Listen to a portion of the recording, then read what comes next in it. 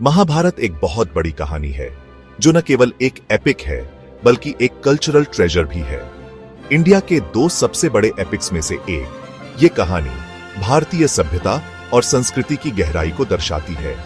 ये हमें life, duty और राइचसनेस के बारे में बताती है। इसमें हर कैरेक्टर की जर्नी हमें सिखाती है कि सही और गलत के बीच बैलेंस कैसे बनाए रखें। ये कहानी जनरेशन से चली आ रही है। हर जनरेशन ने इसे अपने तरीके से समझा और आगे बढ़ाया है। महाभारत हमें ग्रीड और एंगर के डेंजर्स के बारे में इंपॉर्टेंट लेसन सिखाती है।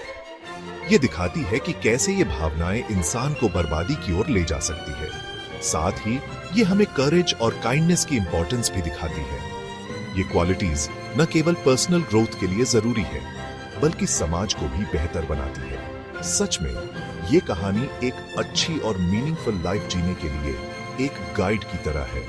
इसमें छिपे मैसेजेस टाइमलेस हैं जो हर युग में रेलेवेंट रहते हैं। महाभारत सिर्फ एक युद्ध की कहानी नहीं है बल्कि ये विजडम, स्ट्रैटेजी और ह्यूमन इमोशंस का एक अद्भुत संगम है।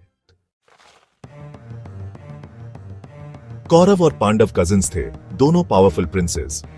कौरव्स, जिनको दुर्योधना लीड करता था, बहुत सारे थे, 100 टू बी प्रिसाइज। दूसरी तरफ पांडव 5 भाई थे, युधिष्ठिरा, भीमा, अर्जुना, नकुला और सहदेवा। पांडव्स अपने राइचसनेस और स्किल के लिए जाने जाते थे। इन कजिन्स के बीच की राइवलरी महाभारत का मेन कॉन्फ्लिक्ट बन गई। दुर्योधन एक प्राउड प्रिंस था, लेकिन वो पांडवों से जेलस था। उसका अंकल शकुनी कनिंग और मैनिपुलेटिव था। शकुनी ने दुर्योधन के एंगर को भड़काया और ऑनेस्टली, कॉन्स्टेंटली उसके माइंड में जहर भरा। उसने पांडवों को नुकसान पहुंचाने के तरीके बताए और दुर्योधन जेलसी से अंधा होकर अपने अंकल की एडवाइस मानता गया। इससे अनफॉर्चुनेटली टेंशन और हेट्रेड बढ़ता गया। कौरवों ने पांडवों को डाइस गेम खेलने के लिए चैलेंज किया। यह गेम सिर्फ एंटरटेनमेंट के लिए नहीं था बल्कि इसके पीछे एक गहरी साजिश छुपी हुई थी।